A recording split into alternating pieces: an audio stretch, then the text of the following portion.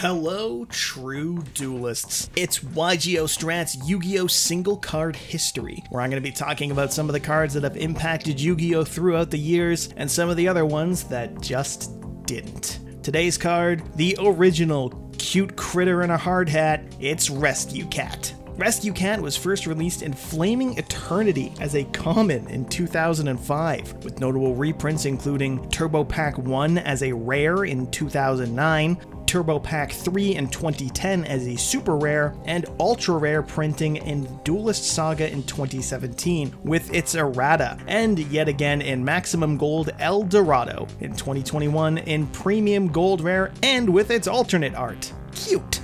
For a time on the ban list, it did the full swing. It was first semi-limited on the September 2008 ban list, where it stayed for a year before being limited on the September 2009 ban list, where once again it stayed for a year before being banned in September of 2010. It would stay there forever, technically, with it being errated before coming back to the limited status on the March 2017 ban list. It stayed limited for a whopping 2 formats before coming back up to the unlimited slot in September of 2017, where as of this video, it has stayed ever since. A level 4 Earth Attribute Beast type monster with 300 attack and 100 defense. It's one of the few cards with an errata, and its original effect reads, you can send this face-up card to the graveyard to special summon 2 level 3 or lower beast monsters from your deck. Those monsters are destroyed during the end phase. As of 2017, it was errated to read, you can send this card to the graveyard, special summon 2 level 3 or lower beast monsters from your deck, but their effects are negated. Also, they are destroyed during the end phase. You can only use this effect of Rescue Cat once per turn. On release, Rescue Cat didn't do a whole lot. The 2005 meta was pretty well defined as what we would come to know as the GOAT format, and Flaming Eternity was released in March of 2005, while Cybernetic Revolution, a set that broke the meta and arguably the game, would come out in August of the same year, so there wasn't much attention paid to the cat and its critter friends, while Cybernetic Dragons OTK'd civilians left and right. Truthfully, there weren't a ton of good beasts at the time, broadly speaking, in 2005, but that would change with the release of Gladiator Beasts in 2007 and more aptly in 2008. In the months before Synchro Summoning would be introduced to the game, Gladiator Beasts would rise as the deck to beat in competitive Yu-Gi-Oh! While not the definitive version of the deck by any means, Rescue Glads were a variant of the deck that was played in 08, utilizing Rescue Cat to summon out copies of Test Tiger from the deck in order to activate the Gladiator Beast effects before the battle phase, so that you can get a 2100 Laquari or revive a monster with Darius to potentially make a Gazaris play in the main phase 1. It almost always required a turn 3 or turn 4 sort of play, however, since in 2008, funnily enough, there wasn't actually a good level 3 beast type Gladiator Beast, which is just funny to me. Still, the potential plussing was a lot to consider, earning the card a spot in, if nothing else, the majority of side decks for Gladiator Beasts at the time. Another important play that Cat enabled in the deck was access to things like teched-in copy of Neospacian Dark Panther, which in the right scenario could be game-changing with its ability to not just take the opponent's monster's name, but also its effect. It earned its title as a strong card in Gladiator Beast during this time for its ability to start your plays with Test Tiger or disrupt the opponent with Neospacians, but its true time to shine would ultimately come in the Synchro era, the true sign of a powerful rescue monster like Dino Rabbit would be known for in 2012. Synchro Cat was another powerful meta contender, and much like the Bunnies deck, it was a pile of good stuff cards that just worked together to abuse generic Synchro boss monsters. Yes, after taking a brief pause from the meta to let Teledad be the game's first Tier 0 format, the semi-limited Cat would reappear in the meta after Dad decks were finally meaningfully hit. Playing level 4s that could get out more free level 4s, including Gravekeeper Spy or Summoner Monk, the deck would follow them up with Rescue Cat being tributed to summon more often than not 2 copies of X-Saber Arabellum, a level 3 tuner from the deck that could then be used for easy and deadly synchro plays. Of special note was Dark Strike Fighter, a level 7 synchro that could tribute monsters to deal damage equal to their levels times 200, which made for easy and clean wins of games after the battle phase, which was easy enough to pull off since Rescue Cat had access to Cold Wave at 3, ability, and good god did it use it to its advantage. And that was without mentioning the potential for Air Bellum to attack directly and rip apart the opponent's hand before going into your synchro plays if you couldn't push for game. But with limits to Summoner Monk and Rescue Cat, as well as the realization that X-Sabers were actually pretty broken with the original Dark Soul rulings, Synchro Cat would eventually fall out of favor, and X-Sabers would rise as one of the best decks, and one that abused Rescue Cat right up until its final days. Unlike Gladiator Beasts before it, who lacked a good level 3 beast, or Synchro Cat, who just used it for the easy tuners, X-Saber gave Cat access to level 3 tuners in Arabellum and non-tuners in Dark Soul, who would search on the end phase if it was sent to the graveyard in order to keep up advantage. This gave the deck 1-card access to powerful synchros like Brionac or Goyo Guardian, and even X-Saber Hyunlei, who pops up to 3 spell and trap on summon and could be a blowout in a grind game by itself. Its abuse in X-Sabers would eventually lead to the Cat's banning, from which it never really returned, because with its limiting in 2017 came the errata. Admittedly, Rescue Cat's errata is one of the more sensible erratas that a card has received, simply negating the effects of the monster it summons now instead of letting the player run wild and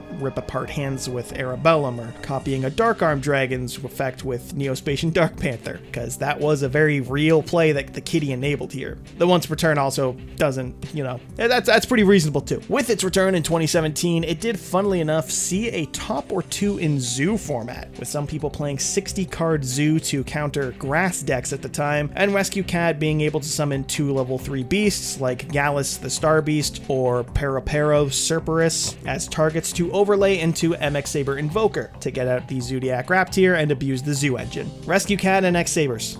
Name a more iconic duo. Still, this was a minor bump in the story of Rescue Cat, as this was not the most common strategy, and Zoodiac had more than enough ways to make Invoker that didn't require the normal summon. No, Cat's next step into the sunlight of competitive play was actually in Sekka Burning Abyss decks. The epitome of modern deck building, Sekka's Light is a spell that lets you draw 2 cards for free but locks you from using any other spell or traps for the rest of the duel. Yes, these were decks with 3 Sekka's Light and a minimum of 37 monsters, and nothing else. Just all gas and swarming, and a life lived by those who would never encounter Mystic Mine because this was 2018 and mine was still a year out, the lucky bastards. Again, Cat was used to summon Gallus, since if you opened Gallus it could summon itself, and in a 37 monster card deck you can bet that you'd be able to summon it. This would make for an easy overlay into a rank 3, namely Dante, to get the mills going and the cards flowing for Beatrice and some powerful Link plays. It was never the best deck in its time, but it did top often enough before Senka's Light was eventually limited, and again Cat fell out of the limelight. But we're still not done yet, because Cat would show up again in the competitive scene, most recently from the making of this video in Tri-Brigade decks. Tri-Brigade, a deck whose core gameplay is to cheat out Link monsters by banishing Beast, Beast Warrior, or Winged Beast type monsters from your grave instead of sending the materials from your field. It made a very easy fit for Rescue Cat, summoning out a Keras or Kit from the deck and putting itself in grave for another banished material for the Tri-Brigade effects. And it wasn't even the end of the world if Tri-Brigades it summoned had their effects negated, since at the very least Kit had a Foolish Burial effect for any Tri-Brigade card, which could in turn help set up future plays. And while Tri-Brigade is Rescue Cat's current home more or less, it's almost certain to find new ones in the years to come, and that's not even counting its applications in the less competitive decks. The Scareclaw monsters are all level 3 beasts, Melfies are all valid targets being level 2 beasts, and Fur Hire have multiple level 3 or lower beast types. Hell, even Ojamas can use it to get 2 blues onto the field, not to mention raccoons or mythical beasts of the forest, and technically even Fabled have a number of low-level beast monsters, though I'm not sure how practical it would be in that deck. The point is, it's a card with as much potential as it has decks to be played in. Granted, in the modern game, it's got a massive target on its head to be negated, conventionally requiring your one and only normal summon, and with cards like Ash Blossom or Infinite Impermanence, alongside the ever-present Effect Veiler, don't always expect to get this cat to resolve. but when it does, you can't expect to go off Horde. Just try not to get Nibiru'd. Overall, Rescue Cat is a powerful card that has showed itself to be able to stand the test of time. Its ability to get 2 monsters on field for the price of 1 has enabled synchro plays, Xyz plays, and link plays throughout the years, and even being limited to 1 hasn't been enough to keep it out of the meta for long periods of the time when it was legal. It's a card that has been viable for years now, and will continue to be viable in future decks for years to come, because at the end of the day, a cat gets what it wants. And so, that's our look at Yu-Gi-Oh! Single card history, Rescue Cat. Stay tuned for our next video, and feel free to suggest some cards to review or what type of video you'd like to see. Don't forget to like, and as always, subscribe to YGO Strats, so you too can become a true duelist.